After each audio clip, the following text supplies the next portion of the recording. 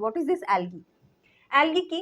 Algae definition আমরা অ্যালগা থেকে টার্মটা আমরা পেয়েছি, and it describe that a group of individual, ঠিক আছে, যারা করে কি, যারা ফটোসিনথেটিক হয়, অর্থাৎ গ্রিন কালারের হয়ে থাকে, they can produce their own food, ঠিক আছে না, তারা নিজেদের খাবারটা তৈরি করতে পারছে, এক নম্বর photosynthetic.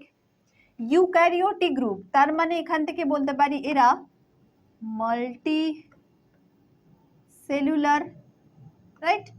Eukaryotic group, multicellular group, eukaryotic plant group.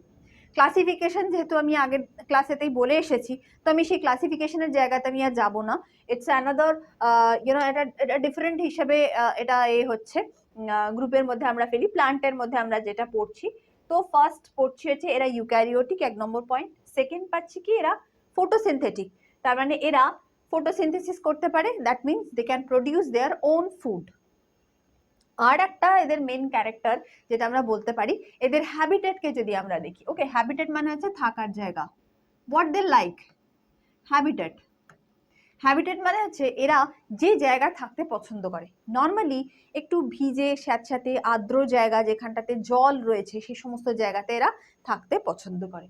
Naturally এদের আমরা ফ্রেশ ওয়াটার ফিশিস হিসেবে পাই, ফ্রেশ ওয়াটার, মেরিন সিস্টেমের আশেপাশেও পাওয়া যায়, বাট নর্মালি এরা ফ্রেশ ওয়াটারটা আমাদের হাতের নাগালে থাকে, এবং কিছু মেরিন স্পিসিসও আমরা পাই।